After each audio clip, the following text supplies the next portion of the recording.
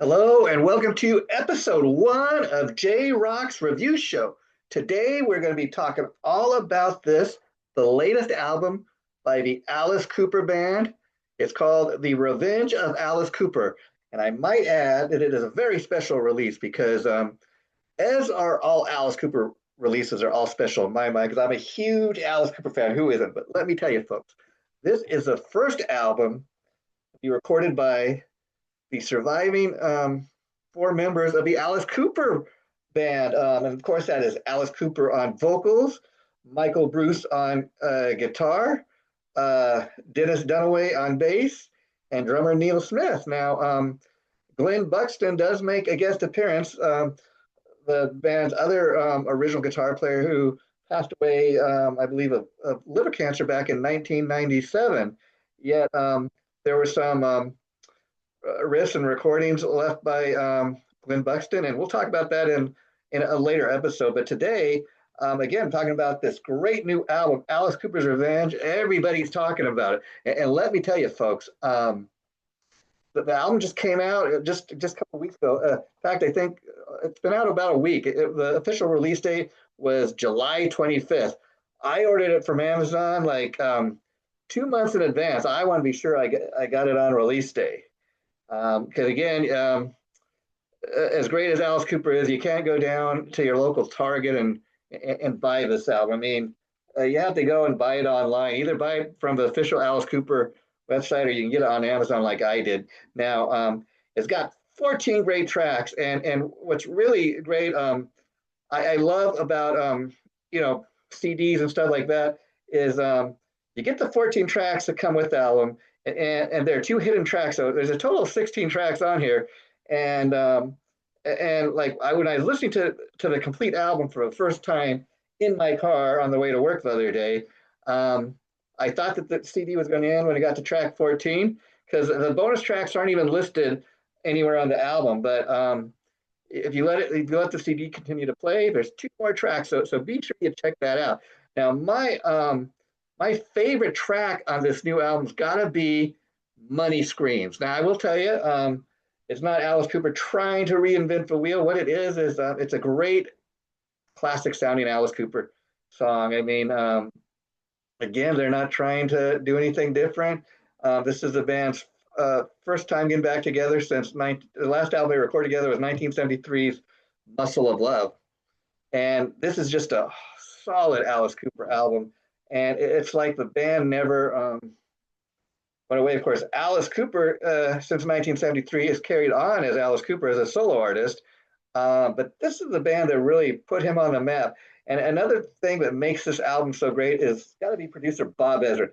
Bob Ezrin has produced so many of my favorite tracks. He's, my albums in my record collection over years. And I got to say, probably my all-time favorite album that Bob Ezrin produced got to be Kiss's classic 1976 album Destroyer. We can talk about that later, but that was an album that Bob Ezrin produced after he did all those great Alice Cooper albums. And in fact, Paul Stanley's talking over here, talking about Kiss's frontman, that initially when Kiss first got together, the four guys went to see Alice Cooper, this very band, play in New York City. After seeing the band play, Paul Stanley thought was, man, that is a kick-ass band. But we're gonna wear the makeup like that. We're gonna do what they do, but we're gonna take it to the extreme. We're gonna instead of just one guy being made up, we are gonna all four of us are gonna have our own individual persona, and Kiss is gonna take it to the extreme. And as much as I love Kiss, I gotta say, if there had not been an Alice Cooper, Kiss probably not have, might not have even came along and worn the makeup. Who knows? But Alice Cooper definitely was a huge influence on Kiss and so many others that came after him. And Bob Ezrin, you talk about producers, Bob Ezrin is also the guy that really gave the Alice Cooper band their sound. I mean, you go back and you listen to Easy Action and Pretty for You. Those are the first two Alice Cooper albums. They sound nothing like that classic Alice sound. It wasn't until the band put out their third album, Love It to Death, that was the first album that Bob Ezrin actually came along and produced.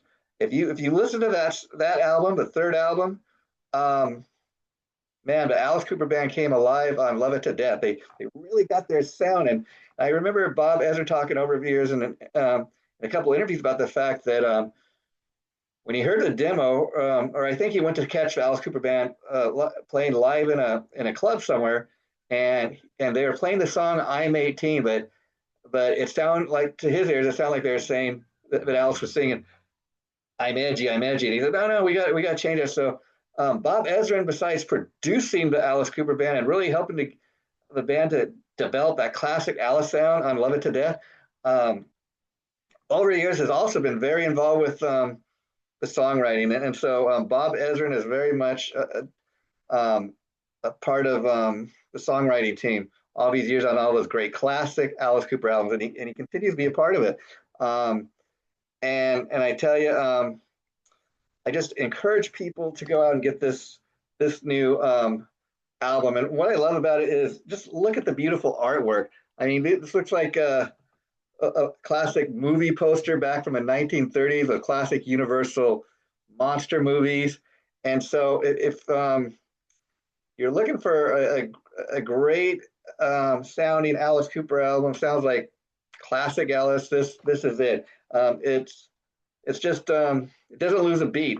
There's not a single track on the album that I don't dig. There's no filler material at all whatsoever. You can tell the band really worked hard in getting these songs together.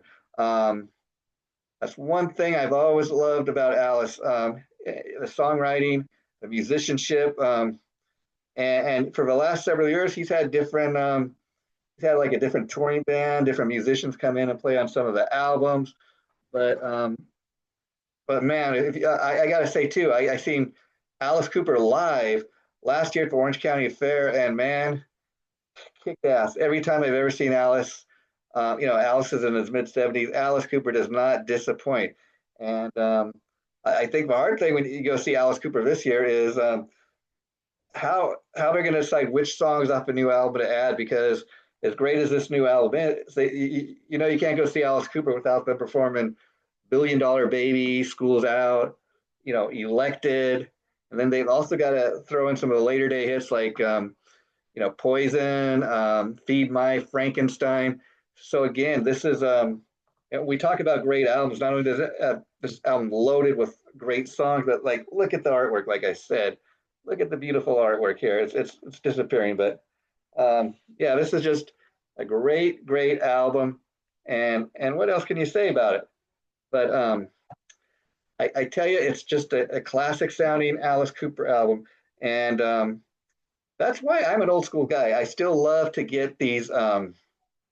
I love to get the physical product. I love to hold it in my hand. I love to look at it. Man, it is beautiful artwork, and the artwork is just as beautiful as the music.